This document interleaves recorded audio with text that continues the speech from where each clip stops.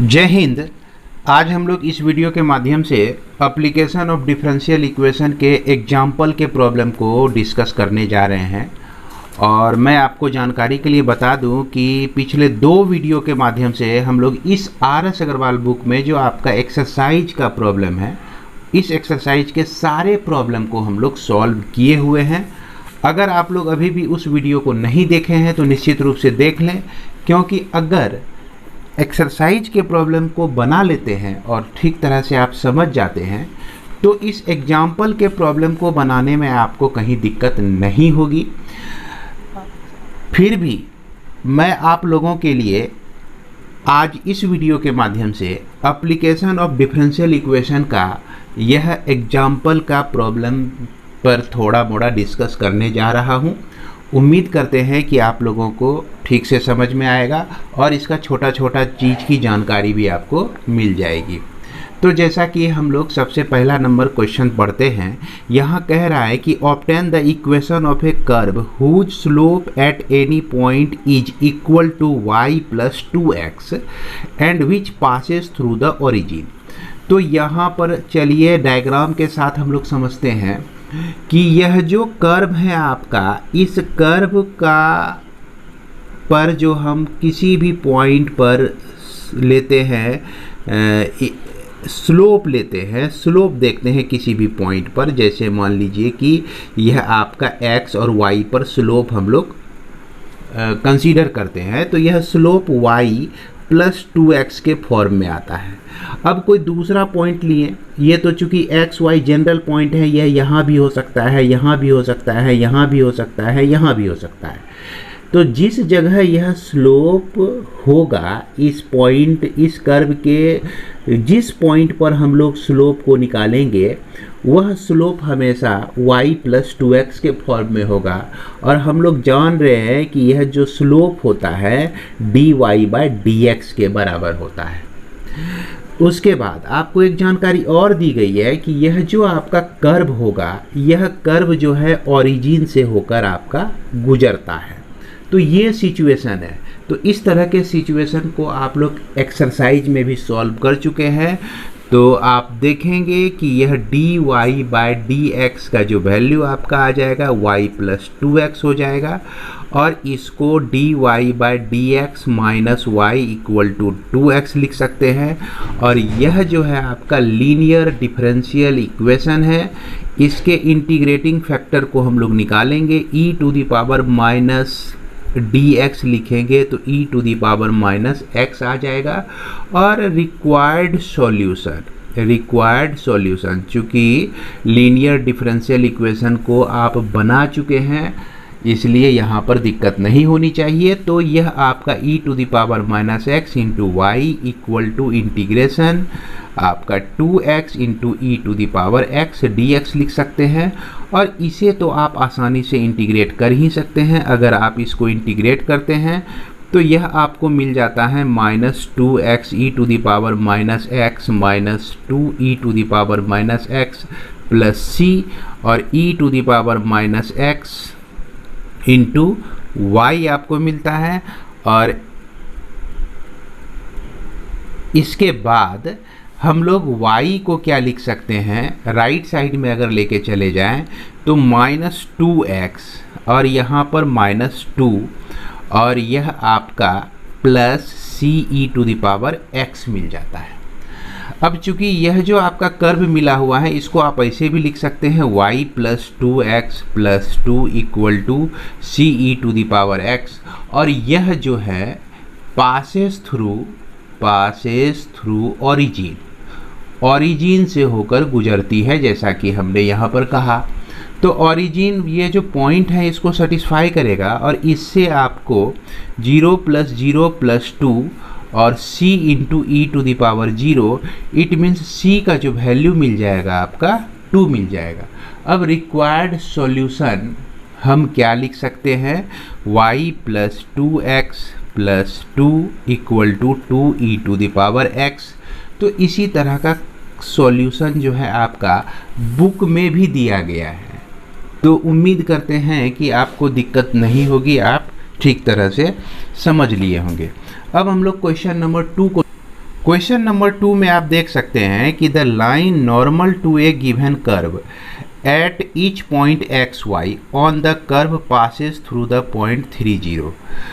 If the curve contains the point 34 find its equation. तो इसमें जो है नॉर्मल जो है आपका किसी एक्स वाई पॉइंट पर हम ड्रॉ करते हैं, तो कर्व के किसी एक्स वाई पॉइंट पर, तो यह जो है 30 से होकर गुजरती है. तो अब देखिए कि यहाँ का सिचुएशन क्या है.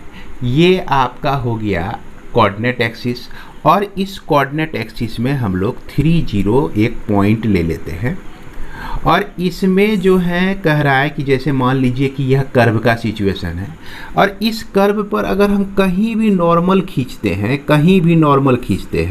तो यह 30 पॉइंट से होकर ही गुजरती है, और यह पॉइंट भी आपका एक्स वाई हो जाता है. अगर ये एक्स वाई नहीं है तो ये पॉइंट आपका एक्स वाई है. तो इसमें से कोई एक जनरल पॉइंट को हम लोग एक्स वाई कंसीडर कर सकते हैं. अब आपको याद होगा इक्वेशन ऑफ नॉर्मल हम लोग क्या लिख सकते हैं. इक्वेशन ऑफ नॉर्मल, तो इक्वेशन ऑफ नॉर्मल हम लोग लिख सकते हैं y माइनस वाई, है ना, equal to 1-1/dy/dx into x minus x लिख सकते हैं. यह आप टेंजेंट और नॉर्मल में पढ़ चुके हैं. क्लास 12 में ही टेंजेंट और नॉर्मल में इस चीज़ को पढ़ चुके हैं. अब इसी इक्वेशन को हम लोग y माइनस वाई और यह dy/dx अब माइनस ये प्लस हो जाएगा x minus x equal to इस तरह से 0 भी लिख सकते हैं. तो वही चीज़ यहाँ पर देख सकते हैं आपका यह लिखा हुआ है. इसके बाद देखिए यह जो आपका है ना नॉर्मल है, यह नॉर्मल है आपका, ये आपका क्या है नॉर्मल है. ये नॉर्मल जो है 30 से होकर गुजरती है, तो 30 पॉइंट जो है इसको सेटिस्फाई करेगा. तो बुक में आप चलिए देखिए, आपको मैं दिखाता हूँ, बड़ी आसान सा है. तो यह पासेस होता है 30 से, तो 30 इसको सेटिस्फाई करेगा, तो हमको ये डिफरेंशियल इक्वेशन मिलता है. और यह डिफरेंशियल इक्वेशन बड़ी आसानी से वेरिएबल सेपरेबल है, और इसको आप देखिए इस तरह से सेपरेट कर इसके लिए आप कर्व के इक्वेशन को प्राप्त कर सकते हैं. और यहाँ पर क्या कहा गया कि यह जो आपका कर्व है, यह कर्व गुजरती है 3-4 से होकर गुजरती है. कोई एक पॉइंट जो है आपका 3-4 इससे होकर गुजरती है. तो अभी अभी हमको कर्व का इक्वेशन ये मिला. अब यह जो है 3-4 से गुजरती है, तो निश्चित रूप से 3-4 जो है इस कर्व के इक्वेशन को सेटिस्फाई करेगा, और आप इस तरह से देखकर आसानी से सॉल्व कर सकते हैं. हमें लग रहा है कि आप लोग इसे सॉल्व कर लेंगे, इसीलिए मैं लिखना ज़रूरी नहीं समझ रहा हूँ. इसके बाद अब देखा जाए क्वेश्चन नंबर 3 को. तो क्वेश्चन नंबर 3 में कहा गया कि a spherical rain drop evaporates at a rate proportional to its surface area if originally its radius is 3 mm and 1 hour later it reduces to 2 mm. Find an expression for the radius of the raindrop at any time. अब देखा जाए, अगर आप घर में भी किसी थाली में जो है पानी को रख दीजिए, तो क्या होगा, सुबह रख दीजिए, शाम को देखिएगा कि वह पानी जो है आपका आधा हो गया. वही बात है कि एक रेन ड्रॉप है जिसका रेडियस जो है आपका 3 mm दिया गया है, और इसमें कह रहा है कि यह रेडियस जो है हो जाता है 2 mm. इसका रेडियस 2 mm हो जाता है. कितने देर के बाद भाई, 1 घंटे के बाद यह 2 mm हो जाता है.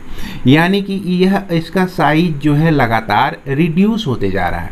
और इसका साइज जो रिड्यूस हो रहा है किस रेट से हो रहा है, तो इसका जो रेट है, इसका रेडियस जो रिड्यूस हो रहा है, ये आपका डायरेक्टली प्रोपोर्शनल है इसके सरफेस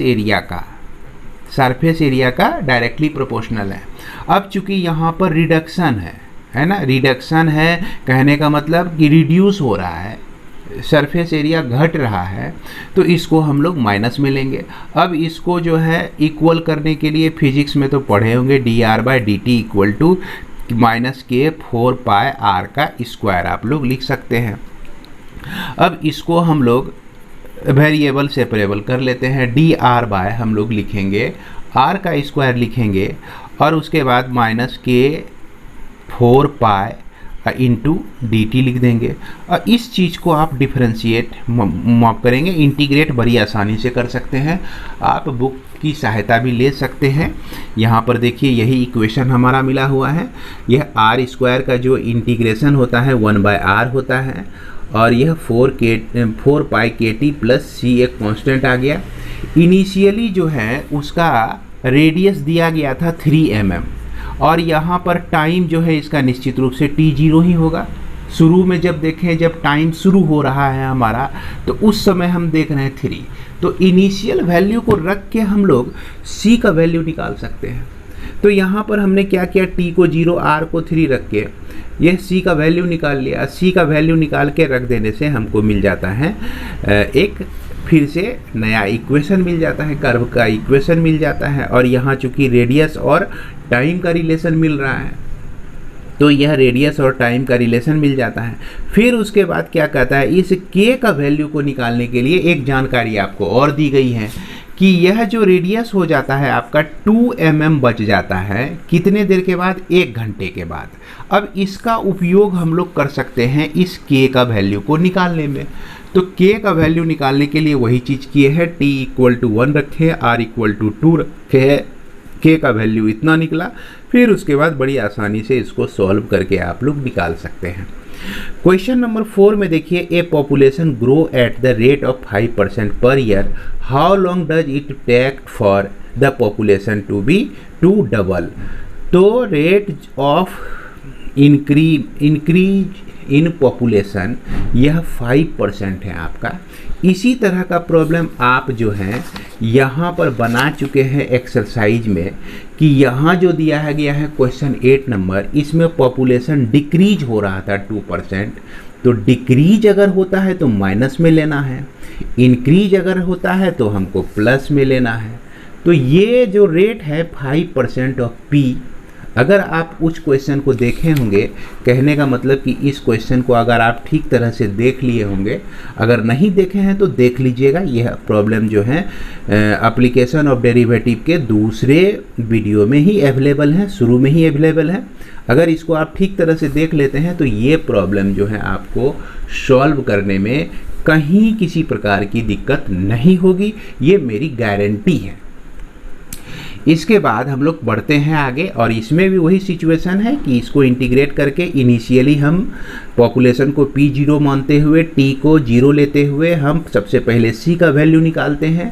अब एक कंडीशन और दिया गया है कि आपका कब यह डबल हो जाता है, यानी कि पॉपुलेशन जो है कब इसका 2p हो जाता है। तो एक टारगेट आपको दे दिया है और इस रिलेशन से आपको दूसरा टारगेट t निकालना है, समय निकालना है। तो इस समय को आप बड़ी आसानी से कैलकुलेट कर सकते हैं। क्वेश्चन नंबर 5 जो है आपका, the population of a country double in 40 years. अगर आप जो है इसमें यह क्वेश्चन को बनाए हैं, the population of a country double in 25 year, यहाँ पर population of country double in 40 year, assume that the rate of increase is proportional to the number of inhabitants. तो यहाँ भी वही चीज़ है, assume that the rate of increase in proportional to the number of inhabitant, find the number of years in which it would becomes 3 times of itself. मतलब कि कितने समय के बाद जो है उसका पॉपुलेशन जो है 3 times हो जाएगा। यह आप दूसरे वीडियो, एप्लीकेशन के दूसरे वीडियो में देख लीजिए, उसके बाद आपको यहाँ पर समझने में किसी तरह की दिक्कत नहीं होगी। इस क्वेश्चन नंबर 6 में दिया गया है क्या कि the rate of increase in bacteria in a culture is proportional to the number of bacteria present, and it is found that the number double in 6 hours। तो 6 hours में जो है जितने भी बैक्टीरिया थे वो सारे डबल हो जाते हैं। Calculate how many times the bacteria may be expected to grow at the end of 18 hour. तो 18 आवर के बाद जो है बैक्टीरिया कितना ग्रो कर जाएगा, इसके बारे में हम लोगों को निकालना है। तो इसके लिए सबसे पहला हमको रिलेशन यहीं पे मिल जाता है, rate of increment of bacteria, increase of bacteria culture is proportional to the number of bacteria. तो नंबर ऑफ बैक्टीरिया अगर n है तो कहता है कि इसका जो रेट है n के प्रोपोर्शनल है। फिजिक्स में भी आप लोग कई जगह इस चीज़ को जान रहे हैं कि प्रोपोर्शनल यानी कि dn/dt जो है डायरेक्टली प्रोपोर्शनल टू n है, तो dn/dt आप क्या लिख सकते हैं, k इंटू n लिख सकते हैं। तो यह जो है dn/n इक्वल टू हम लोग k dt लिख सकते हैं, और इसको इंटीग्रेट करेंगे तो ये आपको मिल जाता है log n इक्वल टू के टी प्लस c मिल जाता है।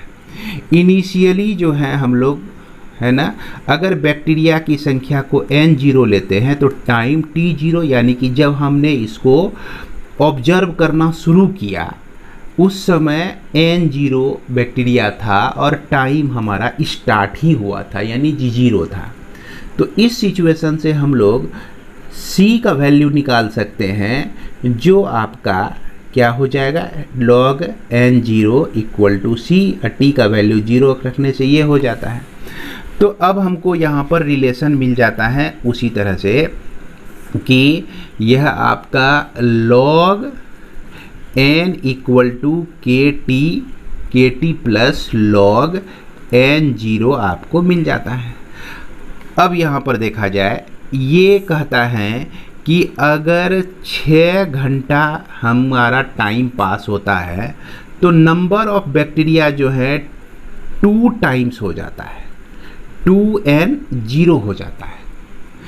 तो इससे क्या होगा कि यह जो अननोन वैल्यू आपका k है इसका मान निकल जाएगा। तो यहाँ पर आप log 2n0 रखते हैं, यह kt प्लस log n0 रखते हैं, तो इसको आप लिख सकते हैं log 2 प्लस log n0 लिख सकते हैं equal to kt plus log n0 लिख सकते हैं। यहाँ log n0 आपका कट जाता है। तो इस तरह से k का जो वैल्यू है आपको मिल जाता है कितना भैया, यह log 2 बाय आपको यहाँ पर चूँकि t का वैल्यू हमारा कितना है 6 है, तो 6 चलिए यहाँ पर रख देते हैं, तो log 2/6 मिल जाता है। तो इस वैल्यू को हम लोग अब k के जगह पर रख देते हैं, तो हम देखिए क्या प्राप्त करते हैं। तो जब हम लोग इस k का वैल्यू इस इक्वेशन में रख देते हैं तो हमको इस तरह का इक्वेशन प्राप्त होता है। अब देखा जाए कि कह रहा है कि आपको टाइम दिए 18 आवर्स, बैक्टीरिया को टाइम दिया 18 आवर्स, और बैक्टीरिया को कहा गया कि भाई कितना तुम लोग अपना वंशज बढ़ा सकते हो, इस चीज़ को हम लोग को निकालना है। तो इसको निकालने के लिए t के जगह पर हम 18 रख देंगे। तो यह आपका log n हमको निकालना है इक्वल टू 3 इंटू ये आपका 18/6 हो गया, और log 2 भी हो गया, अब फिर log n0, तो यह आपका इनिशियल पॉपुलेशन है बैक्टीरिया का, क्लियर है, जो कि आपका यह हो जाता है log n इक्वल टू 6 3 जा 18, तो 3 log 2 लिखेंगे अब प्लस log n0 लिखेंगे हम लोग, यानी कि log 2 पर पावर 3 हो जाएगा यह, और इंटू log n0 हो जाएगा प्लस बीच में। तो इसी को हम लोग लिख सकते हैं ना, log 8 n0 लिख सकते हैं। क्यों भैया, 2 इंटू 2 इंटू 2, ये आपका हो जाएगा 2 पर पावर 3 इंटू n0 log में आ जाएगा, और 2 पर पावर 3 जो होता है 8 होता है, और यह n0 और लेफ्ट साइड में log n हो जाएगा। इसका मतलब हो गया कि नंबर ऑफ बैक्टीरिया जो है आपका n इक्वल टू 8 n0 हो गया। n0 जो था हमारा इनिशियल वैल्यू था, इनिशियल वैल्यू से 8 गुना ये लोग बढ़ गया। तो देख सकते हैं कि बैक्टीरिया जो है कितना तेज़ी से हम लोग के शरीर में बढ़ता है, चाहे वह कहीं भी हो। इसके बाद जो है आपका क्वेश्चन नंबर 7। तो क्वेश्चन नंबर 7 में ए wait porous substance in the open air loses its moisture at a rate of proportional to the moisture content. If a sheet hangs in the wind lose half of its moisture during the first hour, when will it have lost 90%? Weather conditions remaining the same. तो इसमें भी वही बात है आपका, जिस तरह से ये आपका क्वेश्चन बनाए हुए हैं, है ना, इस बॉल वाले क्वेश्चन को 3 का जो डिस्कशन हुआ हमारा, कुछ उसी तरह से है यह भी प्रॉब्लम। और इसमें सिर्फ कंडीशन दिया गया है कि 90% लॉस कर जाता है यहाँ पर सराउंडिंग्स में छोड़े जाने के बाद यह 90% लॉस कितने देर में हो जाएगा। तो यहाँ पर आपको ये इक्वेशन मिलता है। इस इक्वेशन को अगर इंटीग्रेट करते हैं तो सी का इनिशियल वैल्यू निकालने के लिए हम लोग टाइम 0 लेते हैं और इनिशियल वैल्यू ऑफ सब्सटेंस जो है m0 लेते हैं, और इस तरह से c का वैल्यू log m मिल जाता है। तो प्रायः देख रहे हैं log n0 मिल रहा है, log m0 मिल रहा है, जो भी वैल्यू होता है उसी टाइप का log में आपको मिल जाता है। अब इससे हम लोग क्या देख रहे हैं, एक इन्फॉर्मेशन और हमारा यहाँ पर दिया गया है जिससे हम लोग इसके k का वैल्यू निकाल सकते हैं कि 1 घंटे के बाद जो है यह मॉइस्चर हाफ हो जाता है आपका। देख सकते हैं कि if the sheet hung in a wind loses half of its moisture during the first hour. तो फर्स्ट आवर में हाफ मॉइस्चर आपका रह जाता है, तो m जो है हाफ इंटू m0 हो जाता है आपका। और इस वैल्यू को जो है हम लोग जब इस इक्वेशन में रखते हैं तो हमको k का वैल्यू मिल जाता है यहाँ पर। तो यहाँ जैसे देख सकते हैं k का वैल्यू आपका log 2 के बराबर है। अब इस k का वैल्यू को हम लोग यहाँ पे रख देते हैं k के पास। तो k का पास रख दिए तो एक हमको फाइनल रिलेशन मिल गया मॉइस्चर और टाइम के बीच।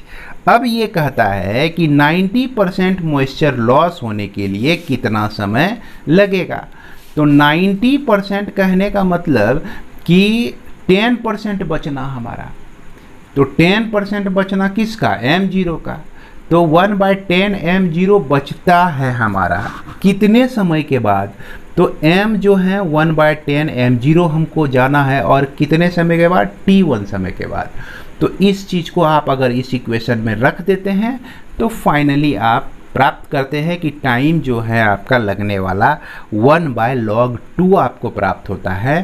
तो इस तरह से फाइनली हम लोग लिख सकते हैं 90% मॉइस्चर जो है कंटेंट इज लॉस्ट, 90% आपका लॉस्ट हो जाएगा कितने देर के बाद, 1/log 2 आवर्स के बाद। तो अब हम लोग देखते हैं एग्जाम्पल नंबर 8 को। एग्जाम्पल नंबर 8 में कहा गया कि experiment show that the rate of inversion of A cane sugar in A dilute solution. तो हम यहाँ पर कैन शुगर को डाइल्यूट सॉल्यूशन में कन्वर्ट कर रहे हैं। इसका मतलब हुआ कि उसके कंसंट्रेशन को, यानी शुगर के कंसंट्रेशन को हम घटा रहे हैं। केमिस्ट्री में आप लोग इस चीज़ को बेहतर तरह से समझ रहे होंगे। Is proportional to the concentration YT of the unaltered sugar. तो अब क्या कहता है कि सपोज दैट द कंसंट्रेशन जो है 1/100 एट टाइम t = 0 है।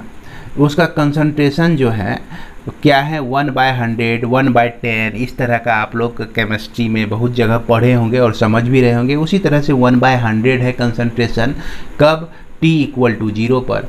और 1/300 हो जाता है t = 10 आवर्स के बाद। क्लियर है। तो फाइंड YT निकालना है। तो जैसा कि यहाँ पर आपको प्रोपोर्शनलिटी का रिलेशन में हम लोग इसका कंसंट्रेशन का जो रेट है वह घट रहा है डायरेक्टली प्रोपोर्शनल टू y। तो इसको dy/dt = -ky लिख सकते हैं। अगर आप इसको लिख लिए तो फिर उसके बाद इसमें कुछ खास नहीं रह जाता है। इसको आप इंटीग्रेट करते हैं और फिर इसके बाद इनिशियली इसका वैल्यू रखते हैं तो c का वैल्यू प्राप्त करते हैं। फिर एक डाटा जो दिया गया है आपका t10 सेकेंड आवर के बाद इसका कंसंट्रेशन 1/300 हो जाता है। तो इस वैल्यू को रख के आप k का वैल्यू ज्ञात कर सकते हैं और k का वैल्यू फिर से इस इक्वेशन में रख कर, ये जो आपका इक्वेशन मिला हुआ है इसमें रख देते हैं तो आपको रिक्वायर्ड रिलेशन मिल जाता है, इसके कंसंट्रेशन और टाइम के बीच का एक्सप्रेशन मिल जाता है। अब इसके बाद हम लोग देखते हैं क्वेश्चन नंबर 9 को। A radioactive substance has a half life of h day. तो केमिस्ट्री की ही बात है, रेडियो एक्टिव सब्सटेंस आप पढ़े होंगे कि हाफ लाइफ पीरियड भी होता है और उसमें कुछ खास टाइम होता है। तो यहाँ पर जो है एच डेज में जो है एच डेज इसका हाफ लाइफ पीरियड है, यानी कि रेडियो एक्टिव सब्सटेंस जो है वह आधा हो जाता है कितने दिनों के बाद, एच डेज के बाद। Find a formula for its mass m in the term of t, the time if the initial mass is m0, what is its initial decay rate। तो शुरू में इसका डीके रेट क्या था, इसको हम लोगों को निकालना है। तो सिंपल है कि मास जो डीके होता है यह डायरेक्टली प्रोपोर्शनल टू है आपका मास के ही, मास पर ही निर्भर करता है। जैसे मास कम रहेगा तो कम रेट से डीके होगा, ख़त्म होगा, मास अगर ज़्यादा रहेगा तो यह ज़्यादा रेट से ख़त्म होगा। तो इसीलिए प्रायः जो है यहाँ रिलेशन जो हमारा बनता है मास पर ही डिपेंड करता है। और यहाँ क्षय हो रहा है, लॉसेस हो रहा है, इसीलिए हम लोग यहाँ माइनस में लेते हैं।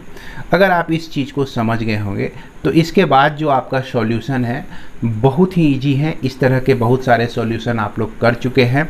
हम लोग क्या करते हैं, इनिशियली वैल्यू लेकर सी का वैल्यू निकालते हैं और सी का वैल्यू रखने के बाद फिर दूसरा कंडीशन है कि एच डेज में इसका मास जो होता है हाफ हो जाता है। तो फिर इसको रख के हम लोग यहाँ पर निकाल सकते हैं, के का वैल्यू निकाल सकते हैं, जो कि के हमने यहाँ पर लिया हुआ है। तो के का वैल्यू देख सकते हैं आप 1/h log 2 आपको मिल जाता है। अब इस के का वैल्यू इस इक्वेशन में हम लोग यहाँ पर रख देते हैं, जो कि इक्वेशन हमारा यहाँ पर मिला हुआ है, देख सकते हैं। ये इक्वेशन में के का वैल्यू रख देते हैं। तो के का वैल्यू रखने के बाद जो हमें इसके बाद जो हमारा रिलेशन एक बन जाता है, एम और टी में एक रिलेशन बन जाता है। और इसके बाद the initially decay rate given by dm by dt है ना, इक्वल टू इतना। और फिर इस तरह से हमारा फाइनल क्या हो जाता है कि इसको हम लोग फिर से हम लोग डिफरेंशिएट कर देते हैं। तो क्योंकि यहाँ पर आपको क्वेश्चन में कहा गया है कि what is its initial decay rate, तो अब जो हमको यहाँ पर मिला ये मास और टाइम के बीच का एग्जैक्ट रिलेशन मिल गया हमको, और इसमें कोई भी अननोन वैल्यू नहीं है, सिर्फ टाइम और मास जो है वेरी कर रहा है इसमें। अब इनिशियली कहने का मतलब शुरुआती में अगर हमको वैल्यू निकालना है इसका डीके रेट को, तो हम क्या करेंगे, रेट ऑफ डीके निकालना है तो हम इसको डिफरेंशिएट कर देंगे और फिर जो हमारे रिलेशन मिलेगा वही हमारा आंसर हो जाएगा। तो उम्मीद करते हैं कि इसको भी आप लोग समझ गए होंगे। इसके बाद हम लोग देखते हैं क्वेश्चन नंबर 10 को, इसको समझने का प्रयास करते हैं। हालांकि सारा प्रॉब्लम तो बहुत ईजी है, एक ही दृष्टि में आप लोग समझ जाएंगे और सॉल्व भी कर लेंगे। लेकिन यहाँ पर देखिए, ए बैंक पे इंटरेस्ट, बैंक में पैसा रखते हैं ना, कुछ ना कुछ इंटरेस्ट तो देता है वो। तो किस तरह से इंटरेस्ट दे रहा है, treating the interest rate as the, मतलब कि इंटरेस्ट रेट वैसा ही होता है जैसा कि as the instantaneous rate of change of the principal.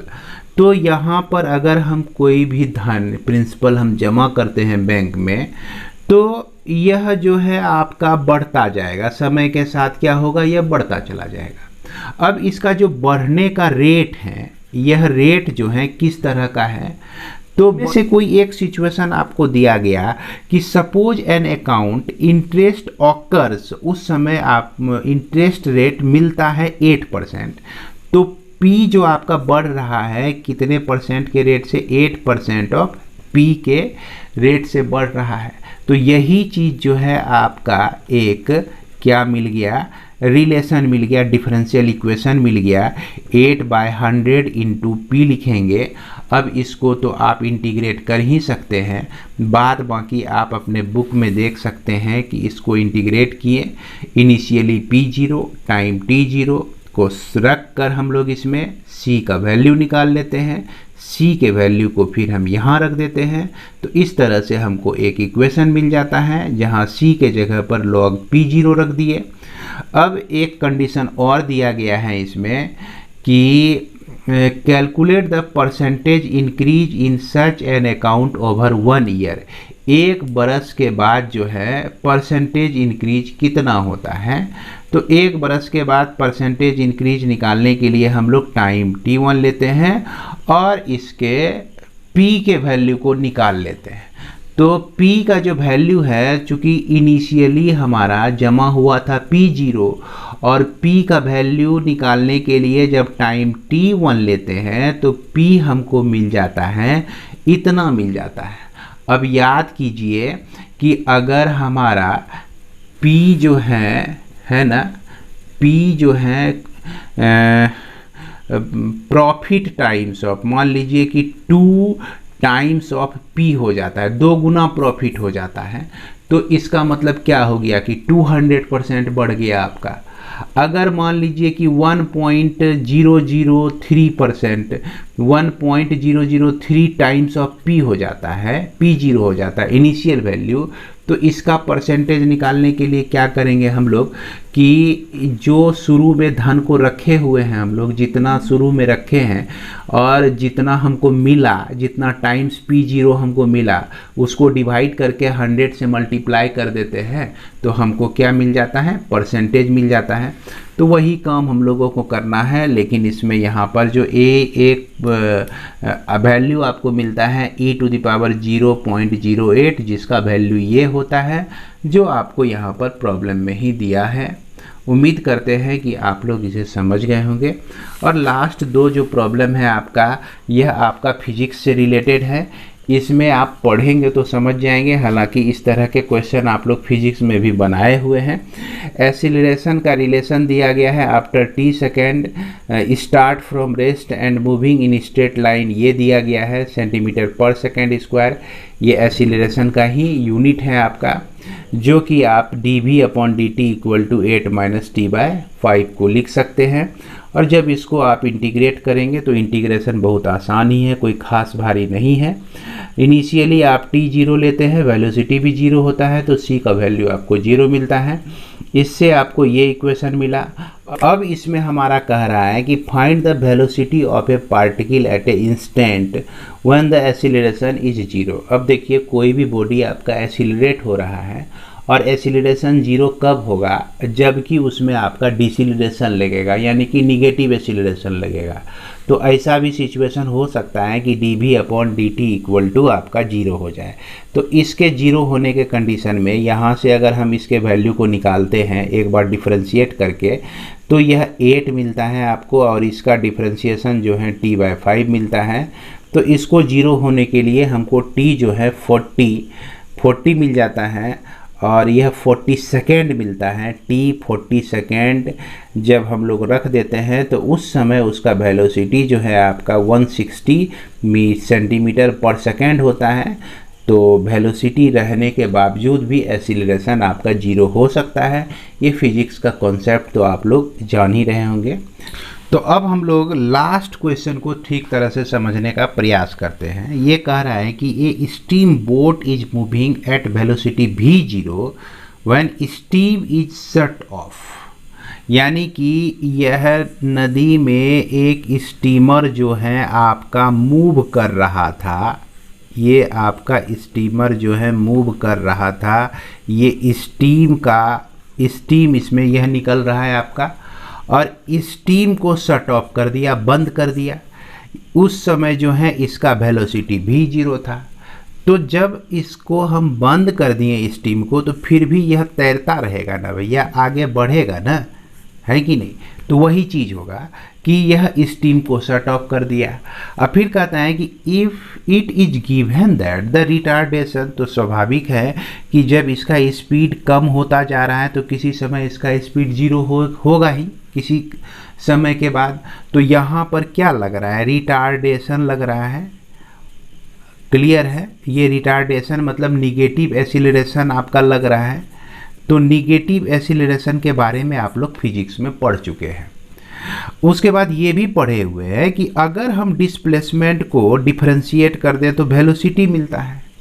अगर हम लोग वेलोसिटी को डिफरेंशिएट कर दें तो हम लोग को एक्सीलरेशन मिलता है, और यही एक्सीलरेशन जब निगेटिव होता है तो इसी को हम लोग रिटार्डेशन कहते हैं। तो ये कहता है कि इसका जो रिटार्डेशन है भैया यह v के बराबर है, उस समय जो स्पीड है उसी के यह बराबर है। तो इसको हम लोग इंटीग्रेट करके और इसमें एक रिलेशन निकाल लेते हैं वेलोसिटी और टाइम में। इनिशियल वैल्यू रखकर c का वैल्यू हम लोग निकालने की कोशिश करते हैं, जो कि हमको log v0 मिलता है। अब c के जगह पर log v0 रख दीजिए तो आपको यह इक्वेशन मिल जाएगा, और इसको जब आप लिखेंगे तो यह फाइनली आपको मिलता है v equal to v0 e to the power minus t, एक रिलेशन मिल जाता है वेलोसिटी का। अब इस वेलोसिटी से आपको जाना है डिस्प्लेसमेंट के तरफ, क्योंकि यहाँ पे बोला है कि वेलोसिटी भी आपको निकालना है और डिस्टेंस ट्रेवल भी निकालना है।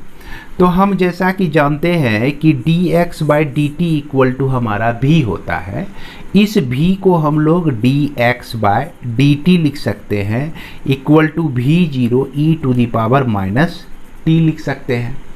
अब वही चीज़ हमने किया यहाँ भी, और इस चीज़ को देखिए यहाँ पर सॉल्व किया गया, और सॉल्व करने के बाद इनिशियल वैल्यू रख कर हम लोग c का वैल्यू, c डैश का वैल्यू निकाल लेते हैं।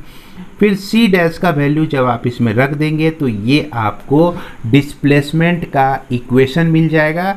तो अंत में हम लोग लिख देंगे कि वेलोसिटी के लिए required equation v equal to v0 e to the power minus t है, और इसके बाद डिस्टेंस के लिए v0 1 minus e to the power minus t है।